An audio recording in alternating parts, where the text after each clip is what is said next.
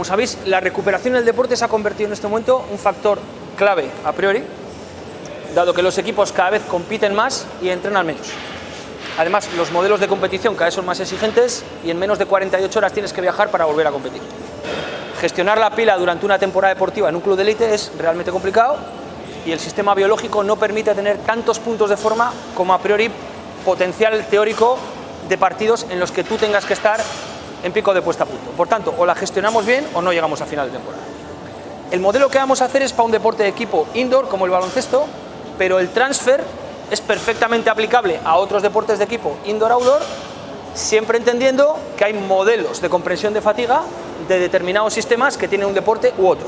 Por ejemplo, el balonmano tiene una incidencia de patología lesional muy avanzada en el miembro superior y sin embargo hay otros deportes como el hockey pues que no tiene esa derivada y tiene otro mecanismo de fatiga lesional. Pero conceptualmente podemos transferir el conocimiento a cualquier otro deporte, ¿de acuerdo? Lo que sí me gustaría es que estemos atentos a los pequeños detalles porque es lo que marca las diferencias. Yo os voy a dar el estado del arte, que es lo que dice la ciencia, cómo lo podemos aplicar y qué problemas tenemos con deportistas cuando planteamos diferente metodología. Un voluntario, por favor, alguien que juegue a básquet o esté familiarizado con el básquet. Va a ser una práctica muy sencilla, no tienes que... Quiero que vayas al centro de la pista, por favor. Eso es. Ya nos damos la vuelta a la media luna y atendemos. Bien. Quiero que partas de posición, aceleres, pares, hagas un cambio de dirección, salgas y repitas el gesto. ¿De acuerdo? Botando el balón. Aceleras, paras, haces un cambio de dirección, vuelves y repite la secuencia.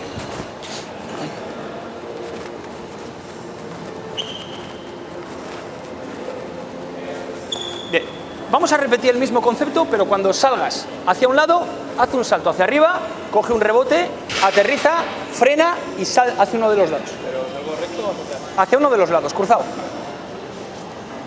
Esto es el juego. Sistemas de aceleraciones, arrancadas, paradas, salto, cambio de plano en el eje Z, curiosamente el que mayor correlación tiene con la incidencia lesional, y una forma consecutiva. Si habláramos de un jugador exterior como un base, hablaríamos de una secuencia en la que vienes corriendo, frenas, haces un cambio de dirección, aprovechas un bloqueo, sales y entras a canasta. Si habláramos de un jugador exterior, te colocas, vas hasta el poste bajo, sales de un bloqueo, vienes, recibes el balón, saltas y tiras. O si hablamos de un jugador interior, te colocas debajo del aro, saltas a canasta a coger un rebote, vas al poste bajo contrario a bloquear, bloqueas, te das la vuelta, recibes el balón y tiras a canasta. Bien. Estas secuencias, en los últimos 8 años, los trabajos de Viso, Piment de Villanueva, nos han justificado como la capacidad de repetir sprints es el juego, ¿de acuerdo? Capacidad de repetir sprints, capacidad de cambios de dirección, o en los últimos años, los 2 últimos años, los trabajos se están analizando en qué medida, cuando haces un cambio de dirección, el ángulo de salida es grande o es pequeño.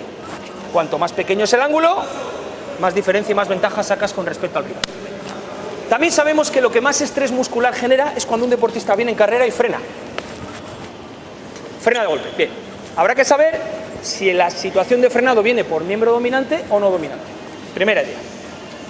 También sabemos que lo que más estrés genera muscularmente cuando hay cambio de plano es cuando tú sometes al músculo en una situación inmediata en la cual cambies de plano Y o X y metas un Z. Acelera, para de golpe, salta hacia arriba y al caer inmediatamente acelera para entrar a canasta.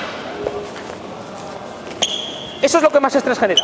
Le cambias al músculo de plano y muscularmente la inserción distal entre el músculo y el tendón genera mucho estrés, especialmente si el trabajo es en régimen excéntrico y viene en carrera por encima de los 4 o 5 metros en deportes indoor, ¿de acuerdo? Bien.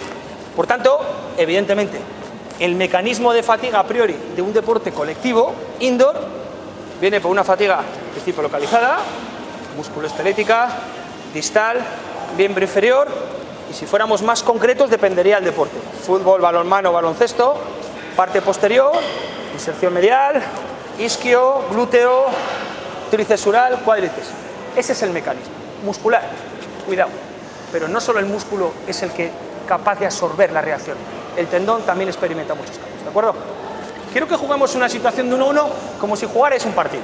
Partido de 1-1, jugar los dos. Una situación de 1-1, jugar a 5 o 10 puntos. Puntos, están jugando un partido, jugar. Cambios de dirección, saltos, coge el rebote, cambia otra vez. Cambios de dirección en espacios muy cortos, aproximadamente 2-3 metros, y sprints no superior a 6. Como observaréis, muchos de los estudios que publican hablan de 10-15 metros, cuando el juego realmente se produce en situaciones de 4 o 5. Por tanto, ¿qué es lo que marca la diferencia en espacios tan reducidos? Cuando deportistas muy entrenados, acércate, para. Cúbrele. Cuando tú te acercas al deportista, cúbrele, acércate mucho a él. Aquellos deportistas que sacan ventaja en espacios muy pequeños, con cambios de dirección, con muy poco ángulo, son los que sacan mucha ventaja. Pero curiosamente, ese cambio de dirección también es lo que más estrés muscular genera. El modelo ideal sería el de Messi, que es un jugador que en carrera lanzada no es tan rápido, pero en el quiebro es letal.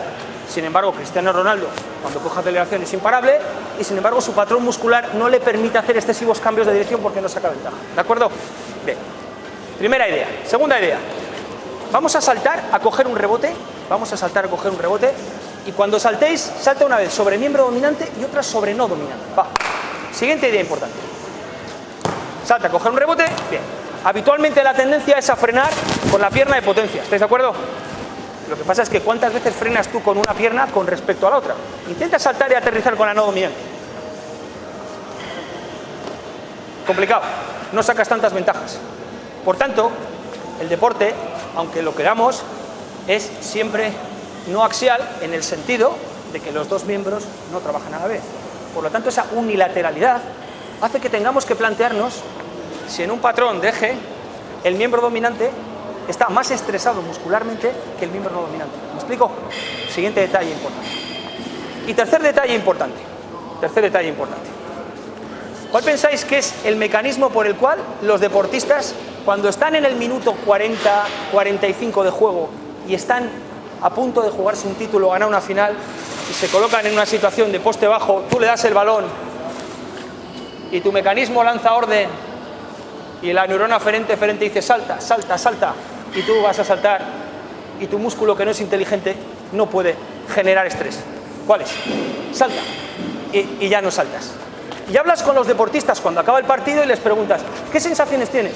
Y la mayoría te dicen, mira, cardiovascularmente puedo mantener el ritmo de competición, sin embargo no soy capaz de cambiar de dirección tan rápidamente. Cuando aterrizo pierdo el desequilibrio, que es un indicador de fatiga importante.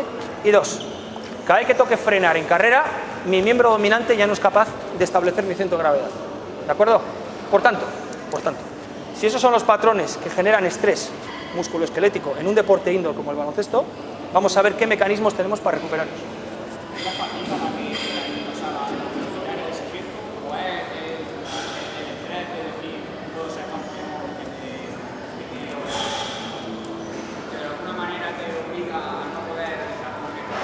Ya, bueno, la fatiga es un concepto muy complejo. Cuando hablamos de fatiga no podemos decir que está localizado en una estructura, porque viene de mecanismos centrales globales que se desconocen. Y posiblemente ahí tenemos una serie de células de astrocitos que apoyan a las neuronas, que en determinados momentos no son capaces de generar el impulso suficiente para que la orden llegue al músculo, que no es inteligente, y se contraiga. ¿De acuerdo? Pero lo que tenéis que tener en cuenta es una cosa. Hay un estudio en fútbol muy bonito del grupo de Kustru que dice: en la primera parte del partido los síntomas primarios de fatiga vienen por el desbalance de potencial de membrana, y posiblemente el decremento de determinados iones o minerales traza hace que el deportista presente síntomas iniciales. A medida que va pasando el encuentro y nos acercamos a la mitad del juego, el mecanismo por el cual se relaciona la fatiga en un deporte colectivo outdoor es el incremento de temperatura interna. Y a medida que nos acercamos en la segunda parte, al final del partido, los trabajos han certificado con un nivel de evidencia muy alto que el déficit o la depleción, mejor dicho, de glucógeno musculoesquelético presenta que los ritmos de competición, las arrancadas, las paradas, las tomas de decisión, a partir del minuto 70 de juego, tengan una correlación negativa con el rendimiento. ¿De acuerdo? Ahora bien, a mí lo que me interesa es que acaba el partido y qué es lo que tenemos que hacer. ¿De acuerdo? Bien, hemos jugado, acabó el partido, hemos ganado o hemos perdido. Hemos ganado, hemos perdido. Dale la mano al rival. Importantísimo. Dale la mano al rival. ¿De acuerdo? Bien. Lo primero que hay que hacer es rápidamente desplazarse al vestuario a abrigarse con el chándal hasta arriba. Rápidos, ir al vestuario y poneros el chándal. ¿Por qué? En los campos suele haber un espacio en el túnel de vestuarios entre el campo y el exterior. Ahí se genera un nivel muy alto de corriente. El tracto respiratorio, en situación de fatiga, es muy susceptible a determinadas infecciones. Ya sabéis que el sistema inmunológico genera una depresión y es muy típico en deportistas quedarse después del partido a firmar autógrafos o una entrevista con la televisión, y en 1 o 2 minutos es muy fácil enfriarse, ¿de acuerdo? Por tanto, lo primero que hay que hacer es vamos rápidamente al vestuario. Vamos rápidamente al vestuario, nos colocamos un chándal, y hasta arriba. Esa sería la primera parte. Es lo primero que hay que hacer. Se coloca el chándal, el deportista, va al vestuario, damos la vuelta a semiluna.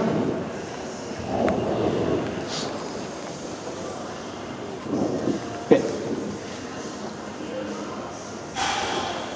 Básicamente la parte de arriba, no hace falta con la parte de abajo. Algunos prefieren quitarse la camiseta sudar y ponerse una camiseta de algodón para que rápidamente se absorba el sudor, ¿de acuerdo?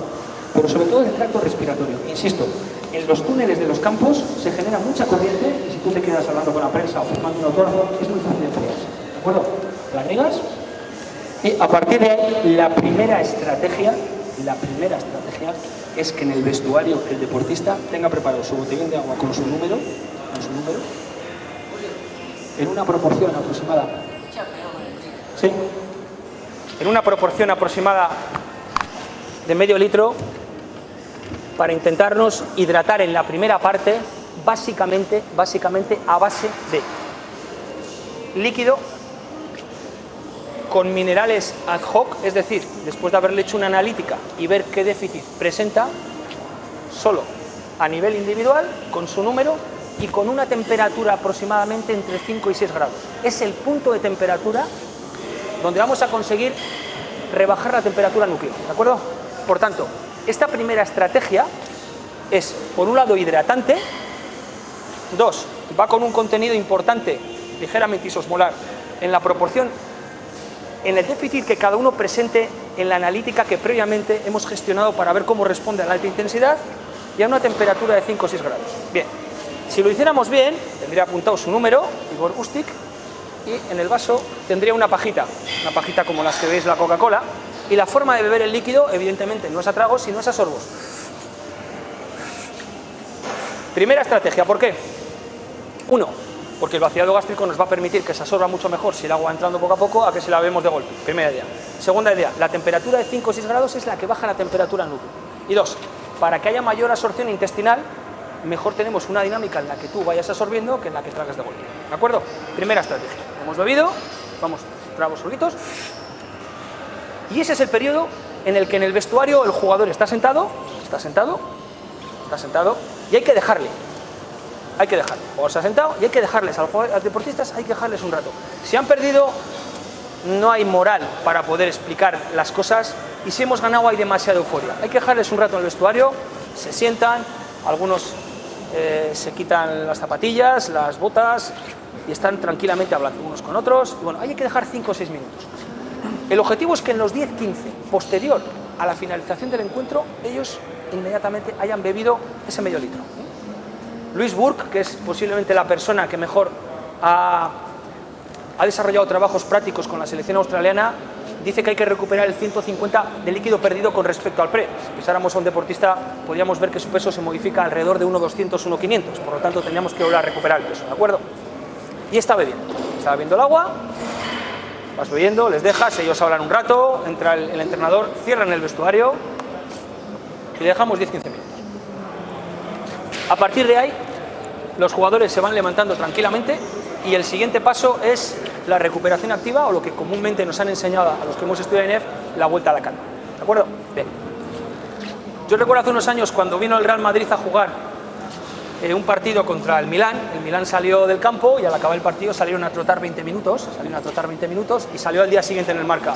Los jugadores del Milán han acabado el partido y han salido a trotar y se montó la Mari Morena. ¿Por qué? Porque ellos a priori están intentando justificar desde el punto de vista fisiológico que después de una carga muy estresante en la que se ha producido un nivel muy alto de exigencia del sistema metabólico anaeróbico, para ser capaces de aclarar con mayor facilidad el remozado del lactato, tenemos que someter al deportista a una carga al 50-60% del consumo máximo. Por tanto, a priori, un ejercicio de muy ligera intensidad, entre el 50 y el 60%, lo que sería un trote ligero, no sería ni carrera de alta intensidad, ni la carrera del trote cochinero de los futbolistas. Hablaríamos de un trote ligero. Tendríamos que hacer un ejercicio para ayudar a remozar, a aclarar esa concentración de lactato generada como consecuencia de las acciones de alta intensidad. Ahora bien, ¿cuál es el problema? Que un músculo que ha estado saltando, arrancando y parando es más susceptible a lesionarse con respecto al pre. Si podemos realizar ese tipo de estímulo sin que haya impacto, mucho mejor. ¿Cuál es la alternativa? Vamos a la bicicleta. Vamos a la bicicleta. Acaban los deportistas, a priori debían haber acabado. Si a alguno se le ha olvidado, seguiríamos con el vaso, por favor. Seguiríamos con el vaso. Seguiríamos con el vaso. Y haríamos un ejercicio ligero de 20 minutos, aproximadamente. ¿Con esto qué conseguimos? Reducir el impacto. ¿De acuerdo?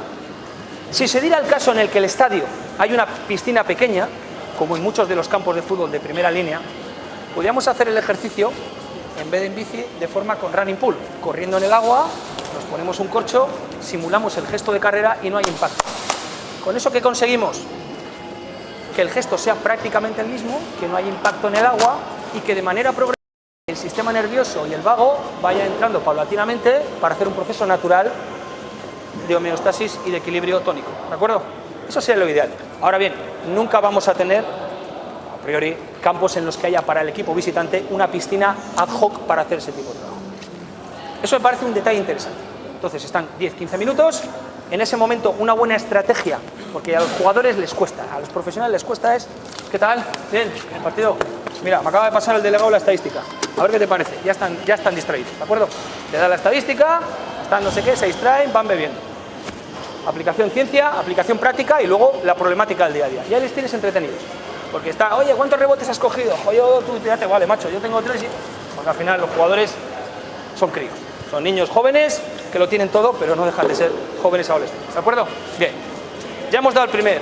Un detalle de calidad que me parece importante es, si se diera el caso que trabajáramos en deportes de combate o deportes en los que hay una implicación importante de golpeo del miembro superior, como balonmano o voleibol, o deportes como el judo, en el que hay sistema permanente de tracción, o deportes como la escalada, este mismo mecanismo lo podemos aplicar.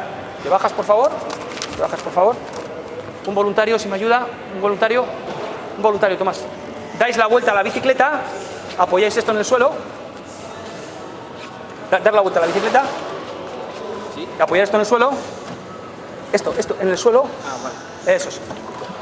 No, a ver. No, así es. Eso es. Dais la vuelta a la bicicleta, apoyáis esto en el suelo. Eso es. Uno sujeta esto, uno sujeta aquí. Tú te sientas, siéntate en el suelo, mete las piernas, coge los pedales y aplica a modo de regormetro a mano, ¿de acuerdo? Para un deportista de judo, de voleibol o de balonmano, conceptualmente es lo mismo, porque él básicamente ha focalizado la acción en un mecanismo de cadena abierta en el miembro superior. Escaladores, judocas, jugadores de vóley y de balonmano, aplicamos. No en todos los gimnasios vas a tener un remorgómetro de mano, ¿de acuerdo? Bien. Otros 10-15 minutos, posiblemente en el miembro superior menos, porque la cantidad de masa con respecto al inferior es susceptiblemente más pequeña. ¿Entendido? Segundo detalle importante. Bien, damos la vuelta, seguimos bebiendo, insistimos que seguimos bebiendo, y ya aproximadamente habrían pasado 10-15 minutos más 20, sobre 20-25 minutos después del partido. Este momento es clave. Porque ya hemos metido la primera solución hidratante, que es el primer concepto fisiológico que el organismo en su open window asimila. Ahora viene el segundo.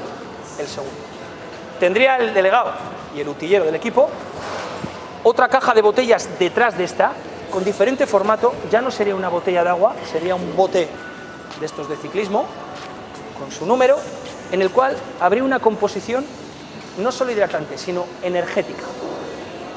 En esas 2 horas siguientes al partido, y esto es muy importante, las enzimas que catalizan la gestión del nuevo glucógeno es cuando más lábiles están, cuando más activas están. Es decir, una enzima es un camión que lo cogemos allí y nos lleva más rápidamente hasta otro punto. Es un agente biocatalizador que acelera una reacción. Ese camión abre sus puertas 2 horas después de la competición. Por tanto, la ventana de asimilación es esa. Es determinante en ese bote que haya hidrato de carbono complejo, más proteína hidrolizada, más un aminoácido que se denomina leucina. Esa combinación, que se hace de forma casera, es relativamente sencilla y la tenéis en cualquier herboristería, es la que genera mayor estímulo de insulina endógena, que como sabéis es la hormona de la génesis, la hormona que nos permite anabolizar tejidos, generar, ¿de acuerdo? Es determinante. Entonces, ahora sí que les damos el siguiente bote, por favor. ¿Puede repetir, por favor? Sí.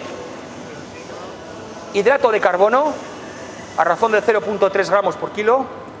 Proteína hidrolizada, a razón de 0,2, 2,5 por kilogramo kilo. Y leucina, un aminoácido. Eso se compra en herboristerías y el médico del equipo nos puede hacer ese potaje. ¿De acuerdo? Le podéis echar un edulcorante para que sepa un poquito mejor. Y en las 2 horas siguientes, el deportista, durante los siguientes pasos del proceso, tiene que estar metiendo esa carga energética. 0,1, 0, más o menos. Perdón, ¿qué formación tenéis para que yo me haga una idea? ¿Cuántos sois médicos? ¿Médicos? ¿Cuántos sois INEF? ¿Cuántos sois fisios? Vale, así profundizo más en temas de fisio. De acuerdo. ¿Ha quedado claro? Bien. Evidentemente, si ese componente ad hoc iría con temperatura adecuada entre 5 y 6 grados, la asimilación sería mucho mejor. ¿De acuerdo? Es ese puntito en el cual la ingestión no es ni muy fría ni muy caliente. Hablaríamos de un puntito de fresquita. Y por sentido común, cuando tú estás haciendo ejercicio, no te apetece tomarte una bebida que esté helada según la sacas de la nevera, pero tampoco te apetece una bebida caliente. Normalmente la sensación que tú demuestras ante un factor externo es de algo que esté fresquito y que sea agradable, ¿de acuerdo? Y siempre con la pajita, ¿de acuerdo? La pajita de la cánula hace que hagamos una absorción que en el intestino tenga mucha más capacidad de asimilación que si beberíamos el clon, ¿de acuerdo? En esas 2 horas posiblemente el médico tiene que estar muy pendiente de que los jugadores hagan la ingesta en esas 2 horas, ¿de acuerdo? Bien.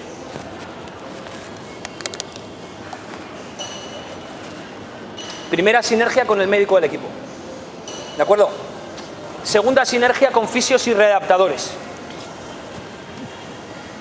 Un mecanismo que considero que es importante en cualquier tipo de ejercicio en donde haya componente de saltabilidad, como es el caso de los deportes de equipo, y especialmente determinados puestos, básquet por supuestísimo, deportistas altamente entrenados en la NBA están saltando del orden de 90 a 95 saltos de alta intensidad por partido, y fútbol, por ejemplo, jugadores de perfil de Puyol, delanteros centrales, pues pueden saltar 25 o 30 veces por partido, ¿de acuerdo? Jugadores de zonas intermedias del campo. Bien.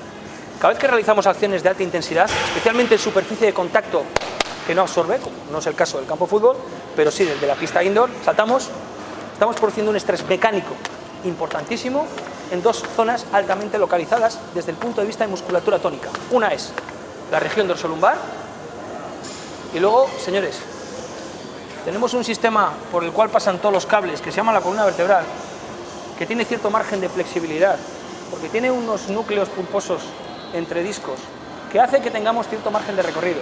Y si un deportista está saltando determinadas veces, de la misma forma que cuando nos vamos a la cama y nos estiramos por la mañana, una maniobra básica con el fisio y el readaptador, sinergia del equipo multidisciplinar, sería ir a una espaldera y con muchísimo cuidado colgarse un poquito y estirar la columna.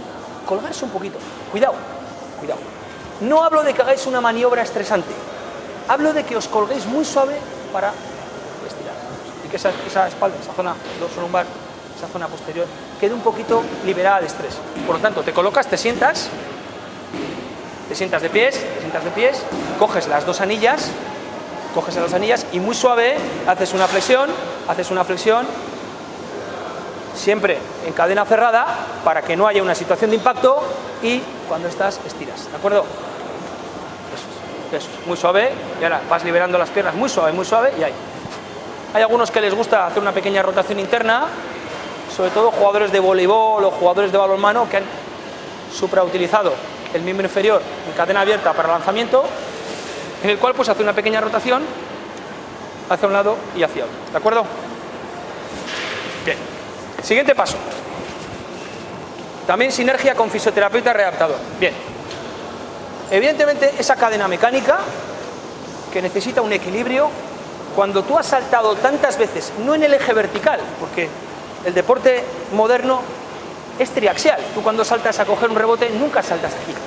Saltas aquí cayéndote, entras a canasta en el plano Z y como consecuencia estás produciendo muchos desequilibrios desde el punto de vista anatómico. Bien. Evidentemente, cada vez que aterrizo, la musculatura que va a soportar ese nivel energético negativo es la zona dorsolumbar. ¿Estáis conmigo de acuerdo, no? Bien. Si ha habido un mecanismo tan estresante en la parte posterior, quizás, es un paso al suelo, con una cosita, habría que hacer una maniobra de compensación flexora. ¿Estáis de acuerdo conmigo?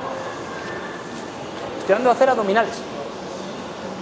Si la proporción anatómica, lógico, es de 3:1 en flexoextensión, normalidad anatómica, habría que hacer una batería en función de la cantidad de saltos que tú hagas. ¿Me explico? Es decir, si yo ejecuto tantos saltos, en proporción a 3:1 haría tantas abdominales. Y aquí no me voy a extender porque yo creo que la forma de afrontar todo el paquete frontal, la musculatura por medio de ejercicios de core ya está sobradamente explicada, ¿de acuerdo? No vamos a perder tiempo aquí, ¿de acuerdo? Bien, esa siguiente la serie ya. Levantas y haces un paquete completo en proporción al número de saltos. Si la 3:1 nos va a permitir normalidad, pues hablaríamos en proporción a 65 saltos, pues más o menos sobre 3 series de 15, 3 series de 20, para compensar de forma tónica ese estrés en la cadena posterior. ¿Estáis de acuerdo conmigo? Bien, con el fisio y con el readaptador. ¿De acuerdo? Venga. Metes planchas, metes algo de trabajo isométrico, con mucho cuidado. No buscas ángulos. El objetivo no es tonificar, sino es compensar. Pero bueno, ahí no me voy a extender porque entiendo que no es importante. Hemos acabado esa maniobra. También junto con el fisio y el readaptador, el siguiente paso sería, te tumbas mirando hacia la pared y colocas las piernas hacia arriba. En una maniobra básica de retorno venoso, en el cual tú ayudes a esos septos, date la vuelta. Apoya el culo contra la pared y las patas arriba en 90. Apoya el culo contra la pared. Ah, no, es ok, no problem. Sit down, to the back, and go up, alright? Sit down. Change position, in front of the door. Include your legs exactly here, and up the legs, alright? Ok, y les das. Es una maniobra básica, túmbate. No generes estrés cervical, túmbate y estás. ¿Para qué? Para ayudar a los septos a que ese retorno favorezca toda la cantidad de sangre que tiene que ir hacia arriba. Bien, aquí dos detalles. Uno, esta maniobra a los jugadores no les disgusta. Así como en otros sitios tienes que tener alguna estrategia para distraerles, esta maniobra no les suele parecer excesivamente cansina, ¿no? Pero hay un detalle. Yo no he visto ninguna evidencia científica, pero hace 2 meses en Estados Unidos vi a un equipo de la NBA, cuando estaban colocados en esta parte de la recuperación, que les colocaban a la altura de los septos los electrodos del electroestimulador.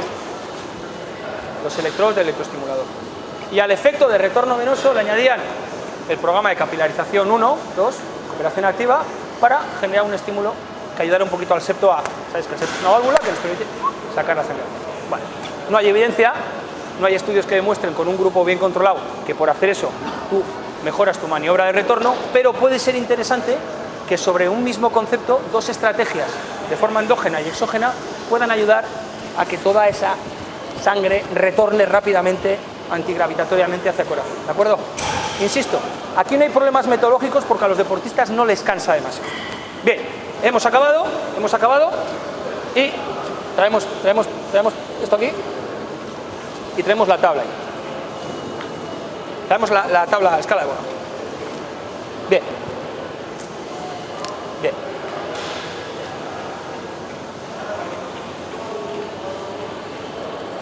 El estiramiento ha sido una de las técnicas más utilizadas en la historia, por medio de la cual los deportistas en general y el ser humano tienen una percepción positiva en el que maniobras que no generan estrés del sarcómero, como sabéis, después de hacer un ejercicio de alta intensidad, la redistribución de la estructura sarcomérica queda sustancialmente alterada, especialmente la banda Z intermedia queda entrecruzada, de ahí que tengamos que generar maniobras muy simples sin llegar al extremo longitudinal del sarcómero, pero sí que liberen la banda Z para que nueva proteína entre y genere una viga de una casa mucho más consistente. ¿De acuerdo? Hay dos trabajos en el 2006 y en el 2010, dos trabajos de revisión de evidencia científica 1A publicados en el Sports Medicine, es decir, la revista más alta de área, que demuestran, después de revisar todos los estudios al respecto, y concluyen: aquellos deportistas que estiran después de la competición no mejoran su recuperación con respecto a los deportistas que no estiran. Nivel de evidencia concluyente. 1. Y hay otro estudio que demuestra, a pesar de que no recuperen, no se demuestra ningún efecto contrario en función con respecto al grupo que lo hace. Por tanto, la evidencia nos dice que no. Ahora bien, el efecto placebo, la situación, la sensación, como todos habéis experimentado, que supone un estiramiento facilitado, a mí me cuesta después de un partido, porque antes tengo claro que no hay que estirar, antes hay que estimular el sistema para poder activar mecanorreceptores que tenemos en diferentes tejidos y hacer ejercicios progresivos que luego me vaya a demandar la competición. Después creo que un estiramiento facilitado, no forzado, en el límite de tolerancia y con la técnica que os voy a explicar, puede ser muy interesante para los deportistas. ¿Qué están haciendo en Estados Unidos? Siéntate, por favor. Sois fisios, INEF, no tengo que explicar ninguna técnica de estiramiento en ningún foco ni en ningún músculo en concreto, ¿no? Pero sí parece ser que un músculo fatigado es mucho más susceptible a lesionarse. Sí parece ser que hay que generar una liberación lo suficientemente pequeña como para que la banda Z se libere, pero sin llegar al grado límite de la 1.2 micromicra que puede presentar un sarcómero cuando permanentemente está contraído. ¿Qué están haciendo en Estados Unidos? No hay evidencia todavía, pero están abriendo una nueva open window. Ellos dicen, habitualmente lo que nos han enseñado en la carrera es a realizar ejercicios en los cuales tú hagas un estiramiento, el que tú quieras, abajo para que no haya estrés cervical, de las piernas, para que eso, perfecto. Tú estiras un músculo, el que quieras. Por lo menos a mí en su día me dijeron que un músculo, el tratamiento después de la competición tiene que ser facilitado, sin llegar al rango máximo, aproximadamente entre 8 o 10 segundos, y en el momento en que tú notas una sensación de tensión, entonces tienes que parar. A mí eso es lo que me explicaban en la carrera, hace 25 años. Se repite la acción con un descanso de 2-3 segundos y a priori el segundo estiramiento debería tener un recorrido longitudinal entre 2 y 3 centímetros con respecto a la proporción inicial, en lo que comúnmente conocemos como tipo estiramiento Anderson o estiramiento facilitado. A mí es lo que me explicaron. Bien, ese punto de tensión que en los libros antiguos, especialmente en la escuela sueca, en Jönköping, Linköping, donde se ha estudiado mucho la flexibilidad, está relacionado con la capacidad que tenemos nosotros de percibir situaciones de distensión muscular por medio de mecanorreceptores que se denominan usos neuromusculares, que son chivatos que tenemos dentro del músculo, que son muy sensibles a la tensión y que en función del grado generan respuestas diferentes. Por eso cuando tú sobreestiras el músculo, tu uso neuromuscular dice, ojo, no me vaya a lesionar, y hago un mecanismo inverso de protección. ¿Qué dicen en Estados Unidos? Bien, dicen, es que posiblemente no tengamos que notar ese punto de tensión. Si notamos ese punto de tensión, eso quiere decir que el uso ya ha saltado, y a nosotros no nos interesa. Entonces están hablando de un concepto que se denomina, o que ellos, mejor dicho, han denominado microestretching. El microestretching es una técnica de estiramiento post-competición, facilitada, habitualmente se hace por parejas, orientada a músculo esquelético, básicamente agonista, utilizado durante el juego, en el cual tratan de buscar una liberación de la banda Z sin generar un estrés que active el mecanorreceptor. Y la técnica que utilizan es tan simple como colocar delante el test de Borja a los deportistas, que es la escala de percepción de esfuerzo, y decirles, señores, en cuanto estemos en el nivel 4, que se corresponde con un esfuerzo muy ligero, paramos la. Te das la vuelta, enfrente de la escala de Borg, te tumbas, enfrente de la escala de Borg, eso. Coloca No, include in the initials. Okay. In front of the picture, please. Right. No, in front of the picture. Sinergia con fisio y con readaptador, facilitado y con un compañero, empezaría a realizar un gesto, el que sea. Y cuando hace la maniobra, y lleva, evidentemente, a mayor intensidad, la escala Bohr es proporcional. Cuando está en este nivel, para. 3 o 4 cuando el esfuerzo es muy ligero, para. Y todos los deportistas dicen, pero si todavía no me ha tirado. Es que el objetivo del trabajo es ese. ¿Me explico? Microestretching. No hay evidencia científica todavía. No tenemos suficiente soporte para entender si grupos controlados que hagan ese tipo de estiramiento con comparación a un grupo baseline con respecto a un grupo control que no lo haga, presenta mejores variables en la recuperación musculoesquelética. No lo sabemos. Y como no lo sabemos, no. ¿De acuerdo? Microestretching. ¿De acuerdo? Es lo que está manejando en este momento. Bien. Nos levantamos muy suave, tranquilamente. Y ahora traemos los aparatitos aquellos. Pero me voy a permitir el lujo de decir, mira, el fan roll, que ya sabéis que es el fan, no, check the blue glass, all right, fan roll.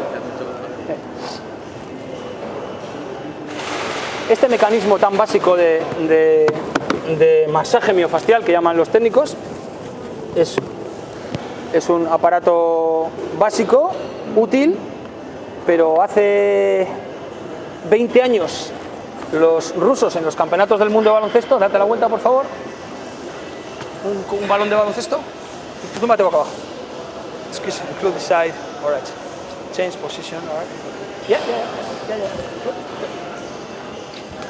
Ya colocaban a los jugadores por parejas y efectuaban maniobras con el único objetivo de generar el mismo estímulo externo miofascial que nos proporciona el fan roll.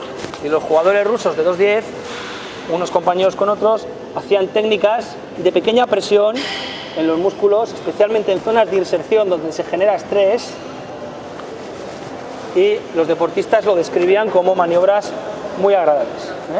Es un masaje miofascial. Evidentemente esto ha una solución, porque primero no necesita el compañero y luego puedes adoptar posturas o ejes y segmentos que en principio no tuvieras con el otro, ¿de acuerdo? Pero que esto no es nuevo, como en el deporte tendemos ¿ha salido algo nuevo? No, ya ha habido gente que antes, sí es cierto que han diseñado aparataje que nos permite más facilidad. Nice, great, thanks so much. Bien, a partir de ahí nos tumbaríamos y haríamos los clásicos ejercicios por parejas, tomamos, de ejercicio de soltura de miembros que hacen los futbolistas cuando van a una semifinal de un campeonato del mundo y llega la prórroga, ¿no? Te colocas tumbado, un compañero le coge.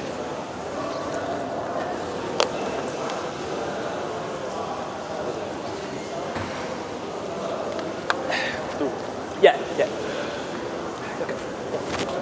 La agarras, colocas ahí. Eso es. ¿Veis que al futbolista estas maniobras? Bien, de acuerdo. Hay varias modalidades, date la vuelta hacia atrás. Entonces, sube los gemelos. Entonces, sí, sobre todo, fijaros, aplicar para que el gemelo baile de lado a lado. Incluís maniobras relajantes. Y lo mismo con los brazos. Si habláramos de deportistas que ha habido utilización como jugadores de balonmano. Bien, primer detalle. ¿Qué conseguimos con una maniobra facilitadora de movimiento? Uno, relajar.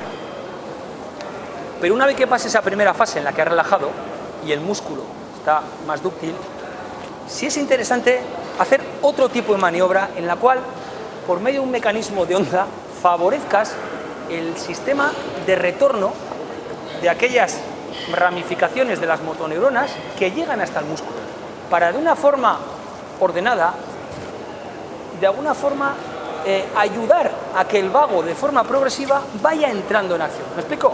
Entonces, una vez que has hecho tú la maniobra, fijaros qué diferencia hay si yo estoy haciendo maniobra relajante, así, hago esta maniobra en forma de onda. ¿Qué estoy consiguiendo? Que mi sistema parasimpático, de forma progresiva, vaya entrando. ¿De acuerdo? Sistema de onda, como si tuvierais una cuerda y le das y genera una onda. Ese movimiento hace que se vaya relajando. Si no, observar aquellas profesiones en las que haya una hiperactivación del sistema nervioso y en la que hay una descarga simpática importante. Por ejemplo, un batería de un grupo de música cuando hace un solo de batería, o un pianista, ¿qué hace? Acaba la batería y automáticamente cierra los ojos y hace esta maniobra. ¿Qué está consiguiendo? tiene una hiperactivación del sistema simpático y lo que hace es precisamente activar para que el vago, el parasimpático, genere y puedas tener un equilibrio en el menor tiempo posible. Entonces, se recomienda que en musculatura distal, básicamente miembros, generes esta maniobra que permita ir de forma paulatina una entrada natural del vago, ¿de acuerdo? Siguiente detalle, estarías abrigado, te tumbarías en el campo, en el vestuario, túmbate, con los ojos cerrados y les dejáis escuchando un poquito de música, ¿de acuerdo? Vais escuchando un poquito de música. Se levantan tranquilamente y vamos al siguiente paso, que sería el final antes de ir a la ducha. Trae por favor los cubos. Ok. 2, 1, please. All right. Yeah, yeah, come on. Yeah. Great. Thanks so much. And it's enough. The other one, the blue sheet, please. Bien. La hidroterapia es una técnica habitualmente que históricamente el ser humano ha utilizado. Vais a cualquier ciudad de la antigua Roma, Grecia, veréis que eran los mejores especialistas en meterse en el balneario, tumbarse. El agua per se ya genera cambios tónicos en la membrana y la sensación es placentera. No te pases mucho porque si estás mucho tiempo en agua vas a perder un nivel importante tónico y la sensación es... Pero ahora bien gestionado puede ser una herramienta muy útil de trabajo.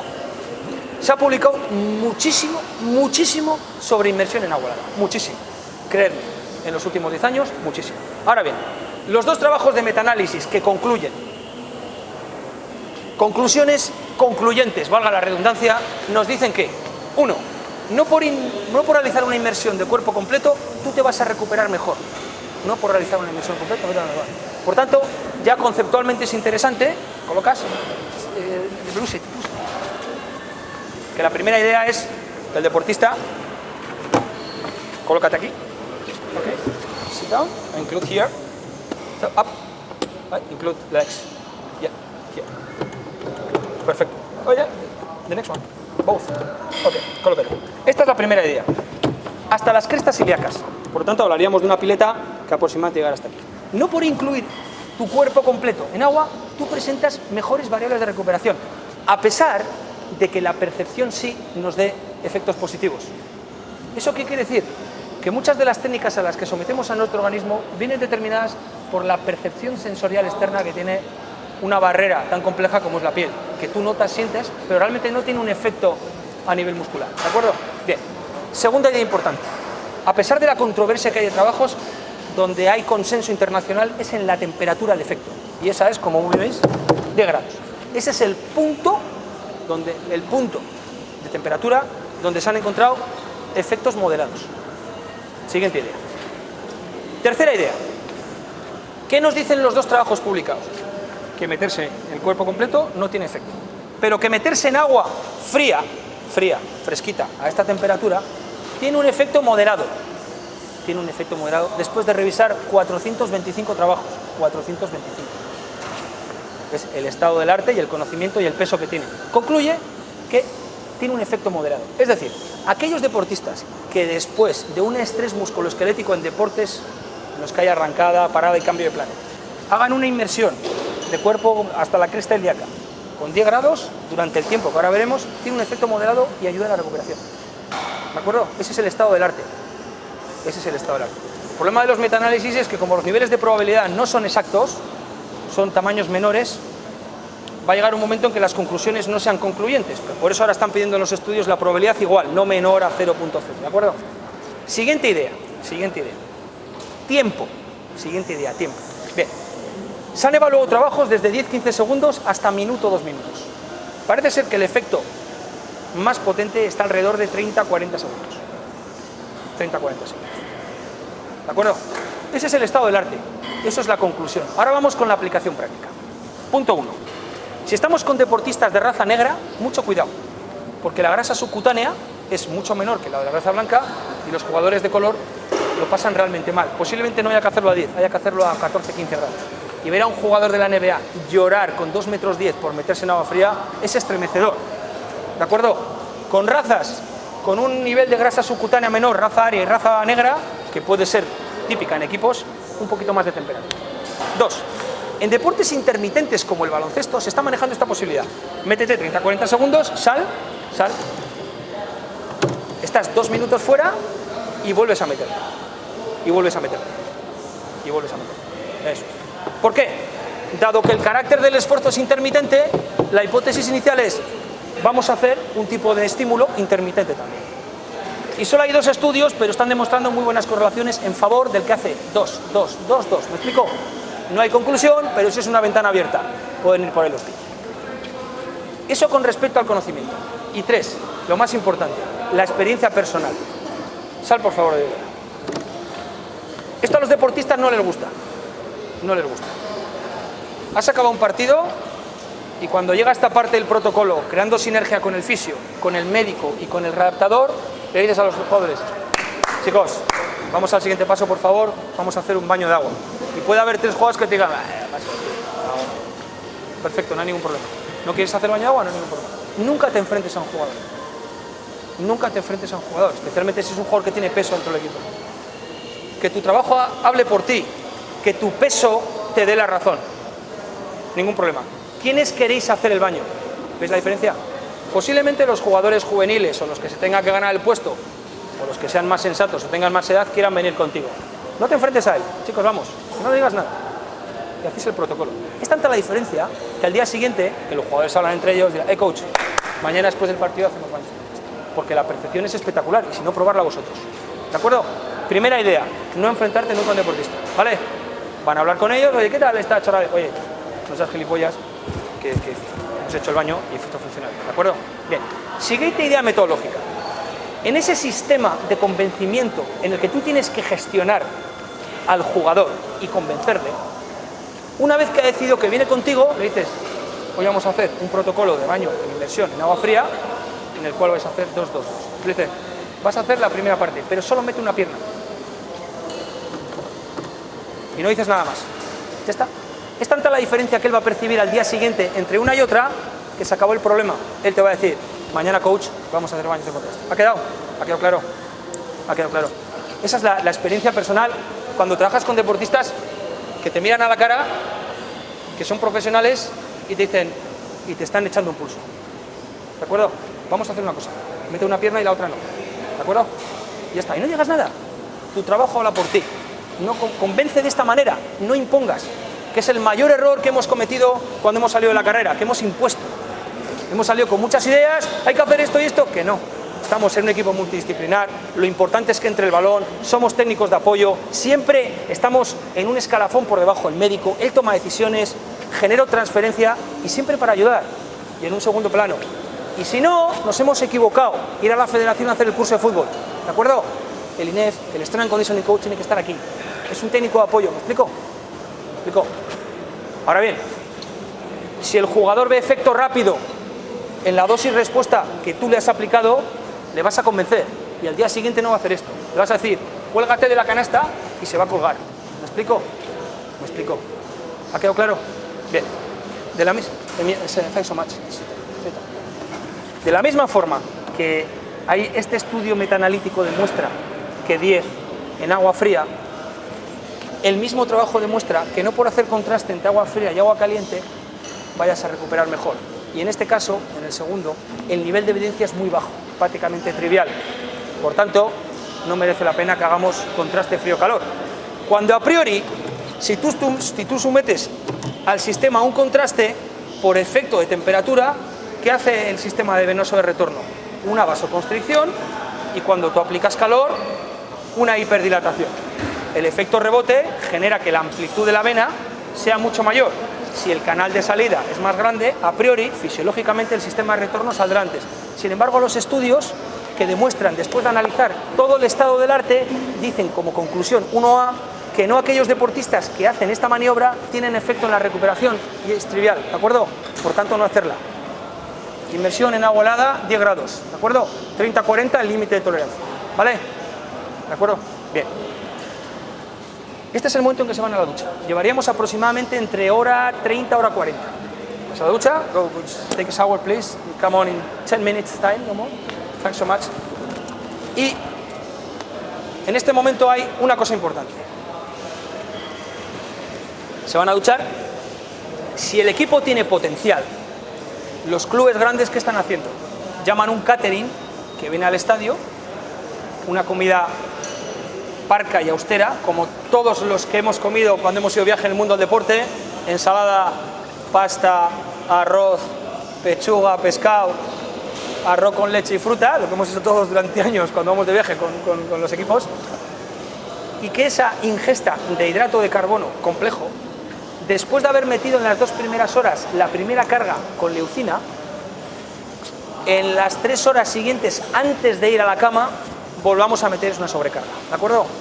Porque la repleción de músculo esquelético, de cantidad total de glucógeno en la parte distal, es mucho mayor y es más eficiente si lo hacemos en esa temporalidad, ¿de acuerdo? ¿Qué están haciendo en Estados Unidos en la NBA? Tienen diseñados ecógrafos que en cuanto acaba el partido viene el jugador. Siéntate. Es un ecógrafo normal y en 35 segundos hacen esta maniobra. Básicamente músculo esquelético de miembro inferior, e identifican la de glucógeno que ha tenido el jugador. Ese feedback, en función del tiempo que vuelve a reflexionar el glucógeno, es la información que el servicio médico da al entrenador para que ese jugador decida si juega el siguiente partido o no. Eso están haciendo en Estados Unidos.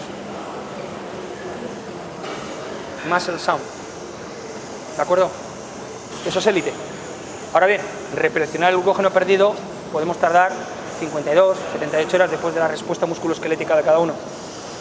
El deporte profesional no nos permite 3 días para descansar, hay que entrenar y competir. O aceleramos la estrategia o no llegamos. Partiendo de la base de que posiblemente previo al partido no tengamos los depósitos de glucógeno llenos. ¿De acuerdo? Es determinante. La energía de alta calidad es determinante gestionarla bien. ¿Vale? Si el equipo tiene potencial, el hecho de venir al estadio a hacer esa comida hace que salgamos del campo aproximadamente 2 horas y 10, 2 horas y cuarto, y nos hemos asegurado que el Recovery Protocol está adaptado, de que haya metido la ingesta de carbohidrato en ese momento y ya puedan ir a descansar. ¿Vale? ¿Ha quedado claro? Detalles. Bien. Hay algunas sustancias ergogénicas de apoyo a este tipo de protocolos que son interesantes. De todo el espectro de suplementación que existe en el mercado, que la industria americana gasta billones de dólares, en la última reunión que hubo en los Juegos Olímpicos con las delegaciones, invitaron a las delegaciones para hacer un documento de consenso sobre cuál era lo último que se había visto en el ciclo olímpico. Estuvieron los mejores del mundo hablando, los mejores del mundo, investigadores que se dedican a este tipo de cuestiones, y dijeron que solo hay 5 sustancias, 5, demostradas con nivel de evidencia 1A, que realmente tengan potencial de recuperación y de mejora de performance en el ser humano. El resto de elementos que se toman tienen evidencia moderada o no tienen evidencia. Y como todos sabéis, el mercado es tan amplio que los deportistas toman de todo, aunque también gestionar el efecto placebo es importante. Y luego os voy a poner un ejemplo de lo que puede ser un deportista profesional gestionar eso. Esas 5 sustancias son, para deportes de altísima intensidad asociados a fuerza potencia y dinámica corta, metabolismo rápido, la creatina. No es dopante, es un elemento interesante si se gestiona bien la dosis de choque y mantenimiento. Además, hay estudios que demuestran que a 3 años vista no tiene efectos secundarios en la salud si se administra bien, y para deportes de repetición es muy interesante. 2. La betalanina, muy interesante para deportes de equipo, porque es una sustancia buffer que los médicos, como bien sabéis, aumenta los depósitos de carnosina intramuscular, que es uno de los mecanismos intrínsecos que tenemos para gestionar la hiperacidosis. El citrato bicarbonato, que a pesar de los problemas y distrés grásticos que presenta, especialmente el bicarbonato, puede ser muy interesante para este tipo de deportes. La cafeína, pero la meteríamos en el paquete de la hiperestimulación, es un simpático estimulante y tiene efecto lipolítico, por lo tanto para deportes de equipo, a no ser que queramos que un jugador salga muy puesto en el segundo tiempo y le des para una onda de choque corta, la cafeína no tiene sentido, porque tendría un pico y luego bajaría su rendimiento. Y lo que se está manejando ahora con nivel alto de evidencia, pero hay que tener mucho cuidado, es el nitrato. El nitrato, que es un potente vasodilatador, y en la Villa Olímpica todos los deportistas llevaban la botella de bitter juice, que es zumo de remolacha, porque la remolacha es un tubérculo que tiene un alto contenido en nitrato. Esos son los 5 elementos que potencialmente podemos utilizar. No son dopaje y además está certificado científicamente que tienen efecto potencial. ¿De acuerdo? El resto, algunos sí y algunos no. Algunos no tienen ningún efecto y otros moderados. Por tanto, si no tiene moderado, no tiene efecto alto, no lo vamos a utilizar. Que yo no sé si valga o no. Otra cosa es que tú juegues con el efecto placebo del jugador. Y cuando tienes un nivel muy alto de confianza, junto con el médico, el fisio y el redactador, el jugador te diga: tengo cierto nivel de adherencia a determinados productos. Y tú sepas conscientemente de que no tienen efecto, pero a él le pueda servir. Por tanto, los utilizamos sabiendo que no sirve, ¿de acuerdo? Pero que el jugador tiene ese efecto positivo. Ahora bien, consejo personal: no engañéis nunca a un deportista, porque si os cala una vez, estáis muertos. De la misma forma que si él le ve efecto dosis respuesta rápido, le tenéis ganado con vosotros. Es más, no os hacéis ni idea la de cantidad de deportistas en el mundo de alto nivel que además ya pasan de los equipos técnicos que tienen en el club, sino que tienen su propio entrenador, su propio médico, su propio fisio y su propio nutricionista, porque es su gente de confianza. Y bajo la más absoluta discreción, porque ellos no quieren que aparezca, los jugadores son capaces de dar muchísimo dinero a expertos internacionales que les asesoren para eso, con el máximo nivel de discreción. ¿De acuerdo? ¿Quedó claro? Vale. No. Dependería del deporte, ¿eh? Por ejemplo, creatina antes, betalanina después, nitrato después, cafeína por supuesto que no, y la otra sería citrato, bicarbonato, pero así como el citrato, sí, has tenido experiencia, ¿no? Va mal. El citrato no tanto, pero el bicarbonato presenta problemas de distrés gastrointestinal, no merece la pena. Es terriblemente agresivo para el estómago. Y aunque lo engañes, a veces al deportista no le... Habríamos acabado el protocolo. Lo tenemos que hacer, ganemos o perdamos. Es importante generar cultura y dinámica en el equipo. Y a partir de ahora iríamos al hotel. La siguiente estrategia sería buscar sistemas para mejorar el sleepness, que no es el concepto de sueño que todos los humanos tenemos que tener como mecanismo principal de regeneración biológica. Es que asumimos que el deportista duerme mal por el estrés del cortisol, antes y después de la competición, que por lo menos lo poco que duerme o las menos horas que duerme, que tenga calidad. Y ese concepto se llama sleepness. ¿Ahí qué podemos hacer? Maniobras de triptófano, inductor del sueño. Hay 2 estudios que están demostrando cómo una pequeña luz de rayos infrarrojos, media hora antes de meterte a la cama, va a permitir que tu concentración de melatonina en suero sea mayor, que es la hormona que gestiona el ritmo de la vigilia, el sueño. Un pequeño baño de agua caliente, muy pequeñito, antes de meterte en la cama. La electroestimulación, que no tiene ningún efecto ni en el rendimiento ni en la recuperación, les gusta, y a veces en la cama se lo ponen porque, aunque no tenga efecto, a todo el mundo le gusta que le estén. Es interesante porque cuando están en la cama les obligamos a poner las patas arriba, están leyendo en el ordenador y están con el electroestimulador. Intentar garantizar mínimo 7 horas y media, mínimo. Ya sé que es difícil, que el cortisol es el peor enemigo que tenemos, pero los que habéis hecho deporte, si has ganado el partido, no hay rita que duerma, y si lo has perdido, todavía menos. Las siestas que estamos gestionando con el equipo, pues el entrenador lo tiene claro, no más de 20-25 minutos. No más de 20-25 minutos. Al día siguiente volveríamos a hacer otra sesión de recuperación por la mañana, lunes por la mañana. El lunes por la tarde habría una sesión de descanso pasivo total para meter la primera carga entrenante el martes por la tarde, es decir, 48 horas después del partido. Y la sesión del martes por la mañana sería una carga introductoria. Todos sabéis que un deportista, si entrena un día, al día siguiente el entrenamiento no vale para nada. Por tanto, el martes por la mañana, después de venir una sesión de descanso pasivo total, metería una sesión introductoria y el martes por la tarde la primera sesión de carga entrenante. 48 horas después de la competición. ¿De acuerdo?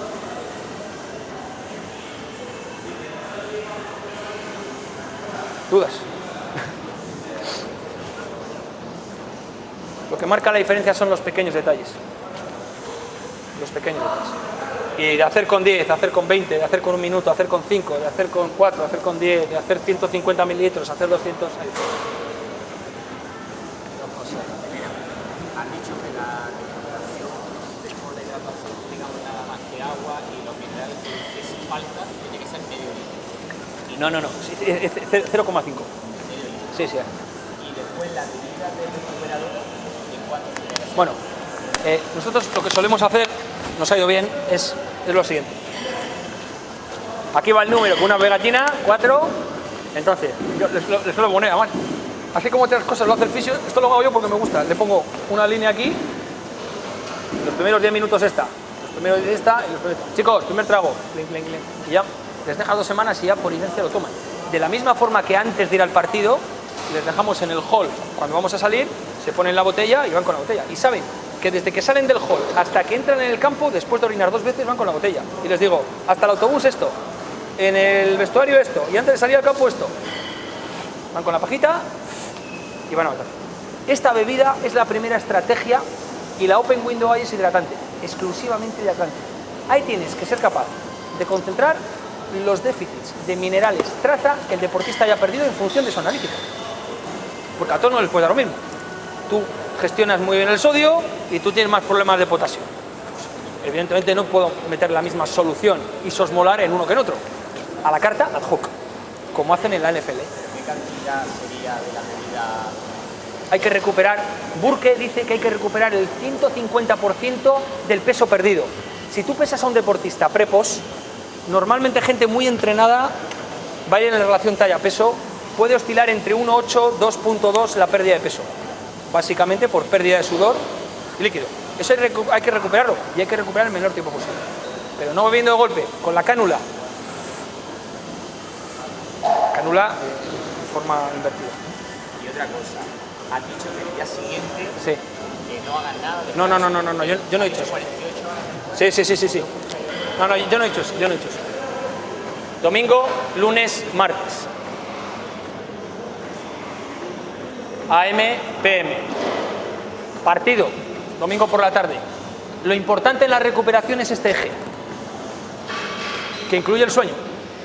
Aquí, estrategia postpartido. Gestión del sueño. Vuelves a meter en un ritmo de recuperación, todos los equipos de fútbol recuperan. Descanso pasivo total. Primera carga entrenante aquí. Martes por la mañana, carga de adaptación, carga introductoria. Pero este entrenamiento es diferente. Para los que han jugado el partido más de 25 minutos, recuperación. Para los que han jugado menos de 20, partido intenso. Y para los que no han jugado, 2 partidos muy intensos para mantener el punto competitivo. No había escuchado lunes por la mañana. Sí. Y como he escuchado de que no quieren el día siguiente, Bueno. porque emocionalmente ahí es mejor descansar. Pues ya está. Preguntaba lo que pensaba. Pues ya está. Eso es lo que la fisiología nos dice que hay que hacer. Ahora bien, va a haber partidos en que llega el entrenador. ¡Ey! A la ducha y a casa. Porque, chicos, hoy iros a cenar, salir y nos vemos el martes. ¿Te callas? ¿Por qué? Porque en el coach benefit, el entrenador considera de que aunque fisiológicamente no sea lo correcto, necesita que los jugadores se liberen. Costo-beneficio.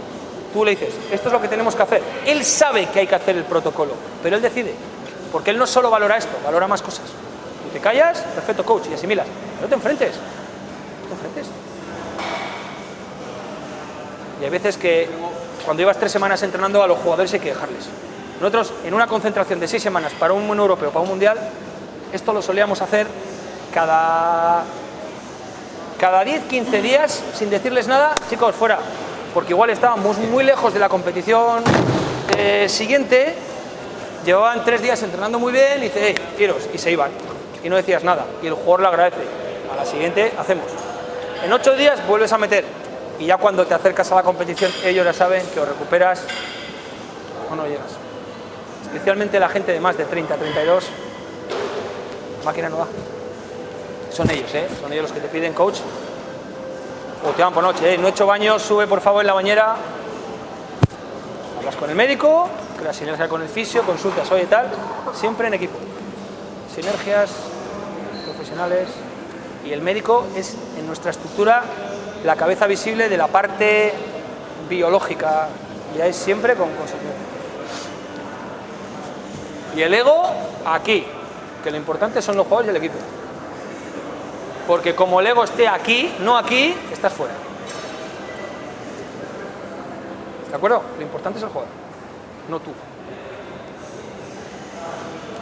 Entonces, si tenemos dudas, a la federación, hacer el curso de primer, segundo nivel y a empezar. Y si tienes suerte, entrenarás un día al Chelsea, si tienes suerte. Y la comida energética, cuando vemos nada más terminar el partido, Acuario, Powerade. No. Nosotros hacemos... A ver, otra cosa es que el club tenga contrato con Powerade, Powerbar o Gatorade. Entonces, lo que hacemos es pone Gatorade, pero dentro va lo que nosotros ponemos. Ad hoc. Alto nivel ad hoc. Es más, en la NFL, más que iba a traer el PPT y no hemos podido. Hay una gráfica muy bonita en que se ve el nombre del jugador, la composición y la hora. En función del vaciado gástrico, tú tienes 20 minutos después y tú 30, porque tu capacidad de absorción es diferente. A la carta. Traje a medida. Estamos hablando de alto nivel, ¿no? Es un deporte de equipo que lo forman individuos. El rendimiento es cuando potencialmente tu rendimiento es individualmente mejor. A la carta. Siempre a la carta. Gatorade, ningún problema.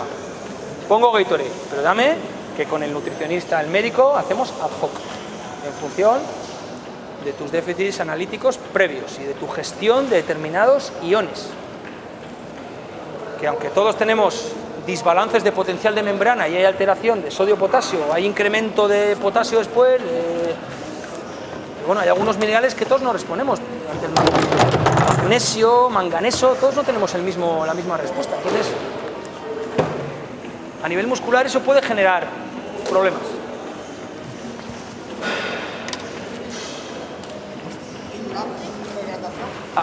Eso sería otra parte, es poscompetición.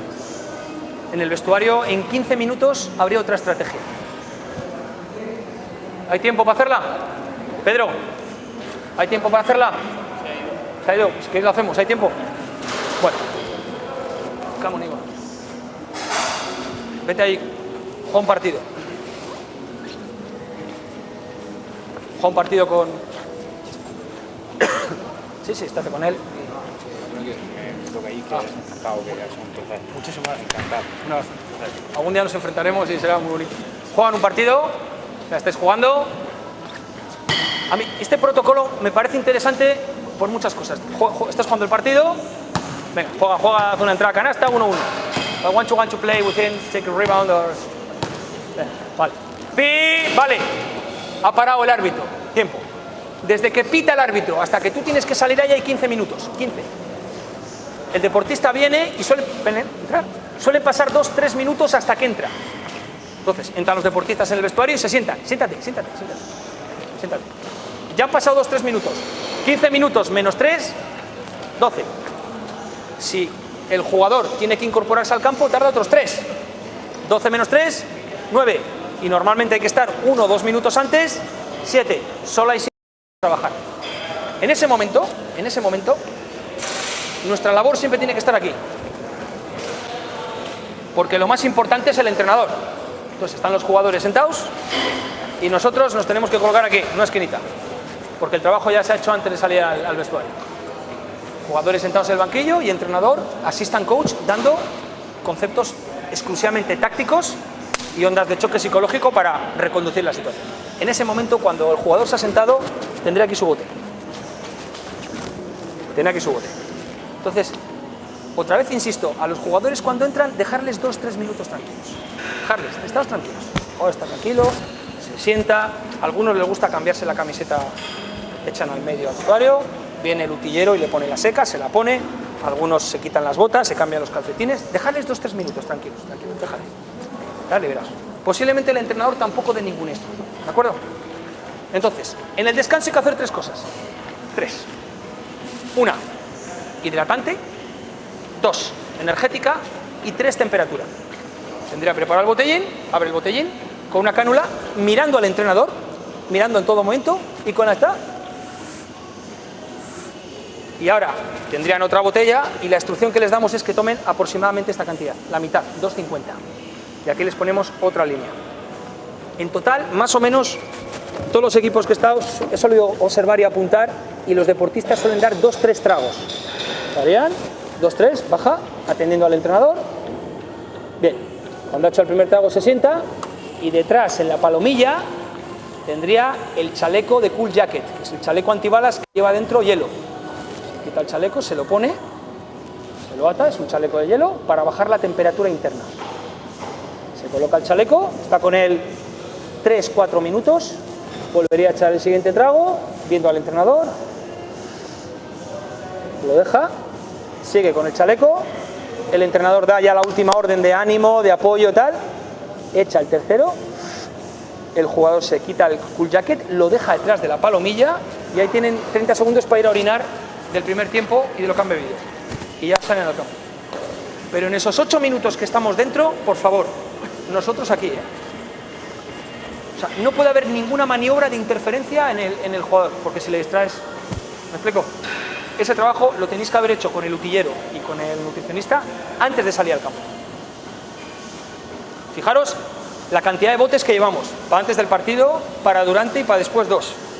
Todo protocolizado. Ya va como churro, porque ellos lo saben. Y que los jugadores no se distraigan, que estén atendiendo al entrenador, pero siempre con la botella, ¿no? Y como les hemos puesto la línea, pues aproximadamente la mitad de 250, que sale a 125, 130. 3 tragos, lo he cuantificado en 3 tragos. 1 al entrar, 2 con el Cool Jacket y 3 al salir antes de ir a orinar. Beben y van al campo. ¿De acuerdo? No se puede hacer más, porque con esta bebida tú has conseguido los 3 elementos. 1, hidratante. 2, energético, porque dentro va la solución. Y 3, temperatura. 5 o 6 grados y encima le pones el Cool Jacket. La temperatura núcleo baja. ¿De acuerdo? Especialmente si son situaciones de calor extremo, como nos ha pasado este año en Croacia. Jugamos en Manaus, ¿te acuerdas? El primer partido contra Brasil. El segundo jugamos en Manaus. Entonces, a los jugadores desde allí llevaban el protocolo para adaptarse al calor. Y en el calentamiento se pusieron el Cool Jacket y se lo quitaron. Sin embargo, luego en Sao Paulo jugamos, no hacía tanto calor y no se pusieron el Cool Jacket. Lo conseguimos nomás con el agua. Depende del calor. Depende del calor. Pues no, en función de la situación, si es extrema, ponemos, si no. Lo que me llama la atención que después del descanso no se hace un previo calentamiento. Entonces están 15 minutos parados y salen. Ya. Muy buena pregunta. Lo hemos intentado. Pero mecánicamente es muy difícil. Porque no le puedes quitar 7 minutos al jugador. Y todos los estudios demuestran que si tú acabas un partido de alta intensidad, el efecto calentamiento, ¿sabes cuánto dura? 17 minutos. Por tanto, muy pocas variables fisiológicas en 7 minutos van a bajar. La frecuencia cardíaca, que la vas a volver a subir, la temperatura, que la bajas conscientemente, y la temperatura muscular muy poco. Por tanto, esos 2 minutos que salimos al campo, sí les suelo decir que hacemos una rueda o situaciones para volver a entrar. Hemos intentado hacer un recalentamiento, pero mecánicamente es difícil porque le tendríamos que quitar al entrenador tiempo.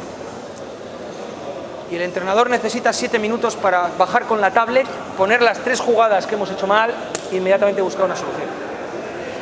¿Me explico? No puedes tampoco, nada más terminar el árbitro, inicio del descanso, 2-3 minutos de recuperación para bajar la tasa de lactato.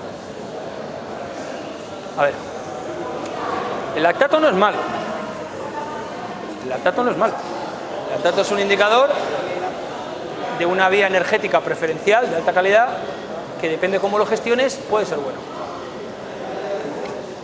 Fíjate hasta qué punto puede ser bueno que hace 2 años en Londres los nadadores australianos, después de pruebas de alta intensidad en las que hipotéticamente se movían en tiempos de 30 a 45 segundos, 1 minuto, con preferencia metabólica láctica, acababan la prueba y en vez de hacer 20 minutos de nado continuo, salían de la piscina y se iban.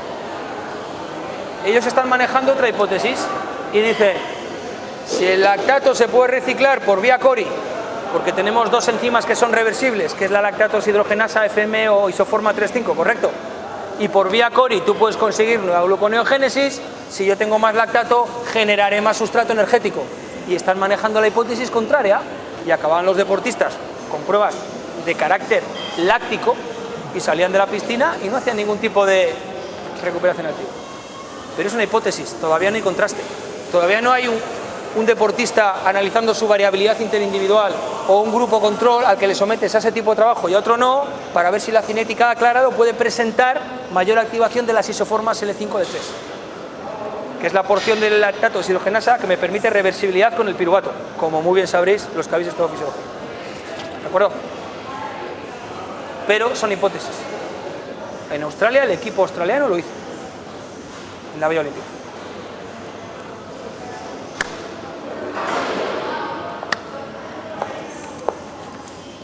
Chicos, os doy las gracias y os juro que no sé más. O sea, lo he contado todo. No me he dejado nada. No sé más. ¿Tenéis alguna pregunta? Es un placer.